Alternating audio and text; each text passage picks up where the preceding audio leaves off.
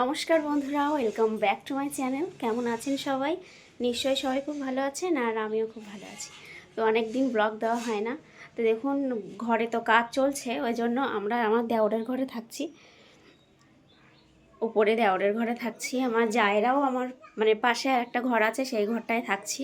তো সব জিনিসপত্র অগোছালো। দেখুন কাজ চলছে, প্রত্যেক দিন মিস্ত্রি থাকছে। দেখাচ্ছি আপনাদের কাজ কত দূর এগোলো। দেখুন এখানে পাপা নাক ছিল, এখানেই থাকছি ছোট দেওরের ঘরে ওপরে। দেখুন বাইরে জিনিসপত্র বার করার একদমই জায়গা নেই চারিদিকে।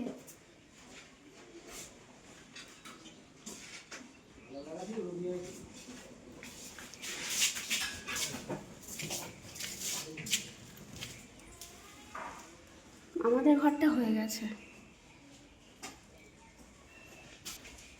এটাই কাজ চলছে।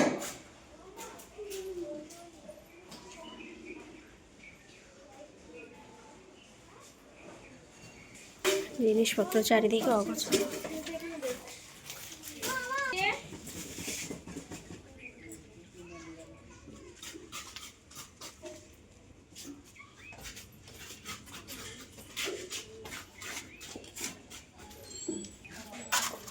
ওই ধার দিয়ে ওরা পাঁচিলের কাজ করছে। কোথায় যাচ্ছিস?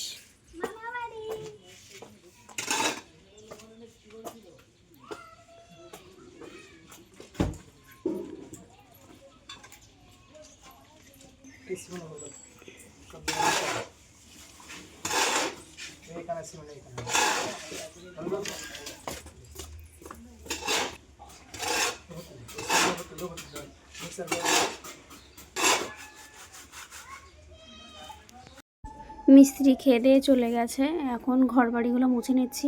সারা ঘর বালি সিমেন্ট পুরো ভরে গেছে, এক দুবার মুছলে হচ্ছে না, অনেকবার করে মুছতে হচ্ছে। জল দিয়ে তো পুরো ধুয়ে দিয়েছি। দেখুন এখন সিঁড়িটা ধুয়ে নিচ্ছি। উঠোনেও বালি সিমেন্ট ভর্তি আছে, উঠোন টুটনগুলোও ঝাড় দিয়ে নেব। ঘরটা মোছা হয়ে গেছে, আমার ঘরটা কমপ্লিট হয়ে গেছে।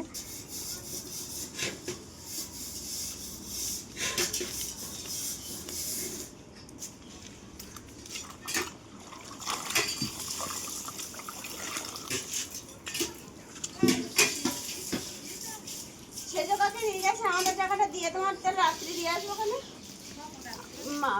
মার কাছে পাঠিয়ে দেবো। আচ্ছা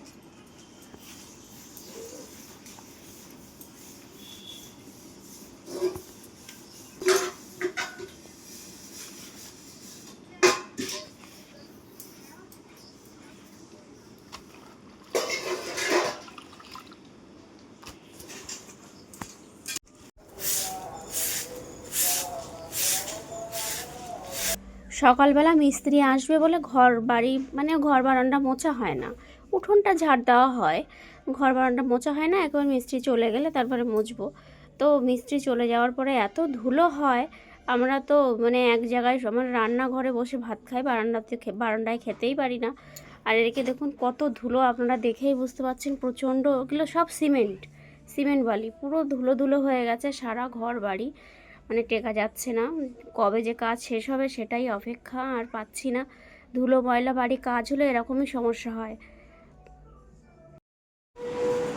দেখুন ঘরটা একটু ঝাড় দিয়েছি, ধুলো ধুলো মতো ছিল, বালি বালি মতো ছিল।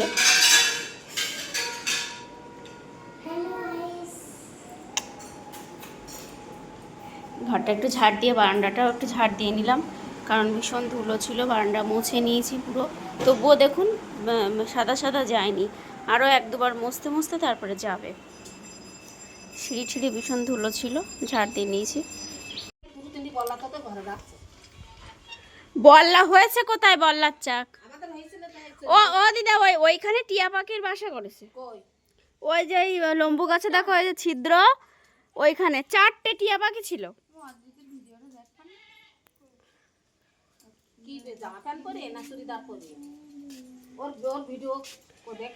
দিদাদের কি রান্না হলো আজকে?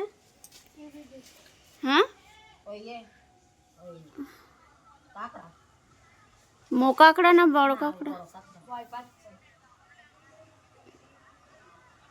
রাঁধুনি রান্না করেছে? ওই ও রে কালী পুজোর সময় দিদা একবার আমাদের সাথে কালী পুজো দেখতে গিয়ে মরেছিল, আর যাবে না। না এমনি হাঁটি তো কষ্টই গেছিল আর হাঁটতে ভালো লাগেনি। টানা রোদ করেছে, এবার জামা কাপড় কাচতে হবে কটা, চিংড়ি মাছগুলো রাখতে হবে ফ্রিজে। আমার ভয় লাগছে। ওই না ওই না তিনটে মোচা। ঘরে আলমারিটা আর ড্রেসিং টেবিলটা সবে ঢোকানো হয়েছে এখন, আর টিভিটা, খাট বাকি, খাটটা ঢোকাবো। ঘরটা মুছতে হতো আজকে, কিন্তু মোছা হয়নি, দেখি স্নান করার পরে মুছে দেবো। বাঙ্কারটাও গোছাতে হবে, এলোমেলো রয়েছে।